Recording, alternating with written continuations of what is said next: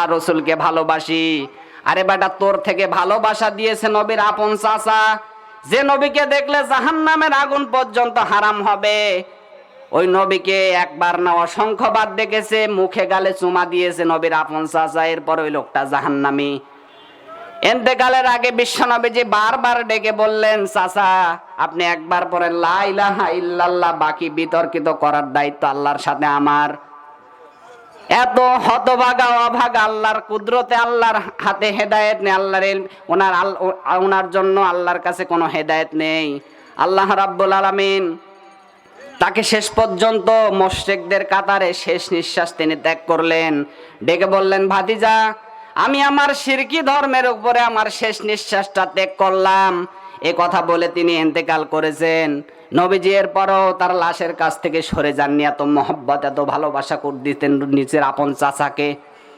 আমি এখান থেকে ঘটনা বলবো, আমার উদ্দেশ্য না, একটা শিক্ষা বের করে দিচ্ছে। দেখেন, যখন পর্যন্ত নবীর আপন চাচা ইন্তেকালের পরে কবরের পাশে দাঁড়িয়ে দুহাত তুলে আল্লাহর কাছে নবীজি দোয়া করছেন, একবার না দুইবার না অসংখ্যবার আল্লাহ হাত ফেরত দিচ্ছেন।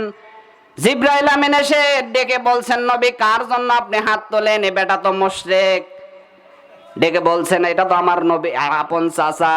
জিব্রাইল আমিন বলছে, এটা আপনার আপন চাচা, আল্লাহ তো ভালো জানে, কিন্তু সারা জীবন কষ্ট দিয়ে আপনাকে ভালোবাসা দিয়েছে এতদূর পর্যন্ত, ঠিক আছে, কিন্তু ও তো কোনোদিন ইসলাম গ্রহণ করেনি। আপনি রসুল যে সত্য এটা স্বীকার করেনি, আল্লাহ যে আছে এটা স্বীকার করেনি। যারা এই রসুল্লাহকে ভালোবাসবেন, এতে মিলাদে জিলাপি খেয়ে খিচুড়ি খেয়ে রসুলকে আবেগ দেখে ভালোবাসা দেখাবেন, ওইটা হচ্ছে শয়তান মার্কা। ওই আবু জেহেল আবু লাহাবের মতো ওরে জাহান্নামে যাওয়া লাগবে। কথা বলেন না কেন? নবীজি যখন এভাবে হাত উঠালেন, আল্লাহ হাত ফেরত দিয়ে দিলেন। আল্লাহ রাব্বুল আলামিন সহ্য না করতে পেরে আয়াত নাজিল করে জানিয়ে দিলেন, মা কানা লিন্নাবি ওয়াল্লাযীনা ইয়াস্তাগফিরু লিল মুশরিকিন।